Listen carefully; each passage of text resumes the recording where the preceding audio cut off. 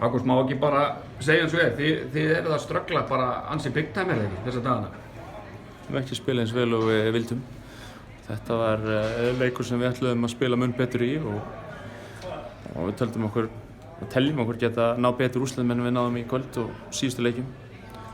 En við þurfum að horfa fram á veginn, við þurfum að horfa á hvernig við getum lagað það sem er að baða okkur og hvernig við getum mætt betur stemdir í næsta leik og næstu leiki. Já, þetta virkaði dálítið annars svona fannst mér, hverju kennir það? Ég hreinlega hef ekki skýringar á því. Mér fundist Andri vera ágætur í liðinu og vera upp á við. Þannig að ég hef ekki beint skýringar á því. En það er rétt hjá þér, þetta var andlaust. En skilðu að nú var þeir kanar sem þú hefur, þú ert búin að vera með 2 er það ekki? PJ er þriði kaninn sem við fáum. Hann er svokallaður innsætna en hinn voru bakkarar. Þetta eru greinilega áherslubreytingar. Er Pavel að fara að stýra þessu bara núna með það? Já, við erum að fara í Evrópskan leikstofnda. Það var við ætluðum að reyna að ná því fyrir gluggann og það klikkaði.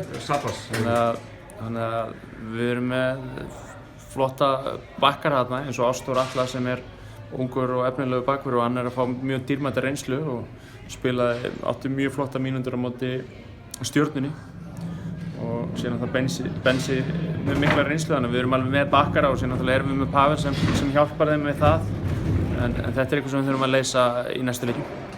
Núna voru ágætis væntingar gerðar til ykkar Valsara fyrir tímabili. Ég gef nú ráð fyrir að svona ekki gengið undir þínu væntingum. Myndirðu ekki segja það eða hvað? Við erum komin stutt á veg, við erum búin að lenda í basli eins og mörg önnur lið. Já, þetta útlendingaverð sem þetta ekki hjálpa.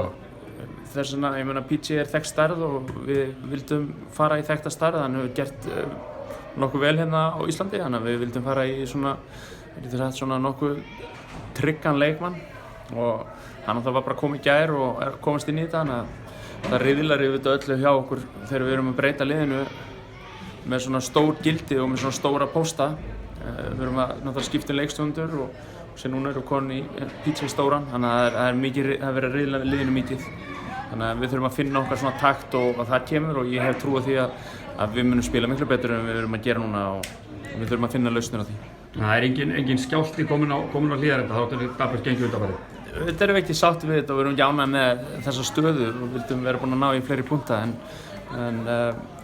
við þurfum að horfa aðeins lengra og nú er það bara næsta leikur sem er á 5. kemur. Flott, takk.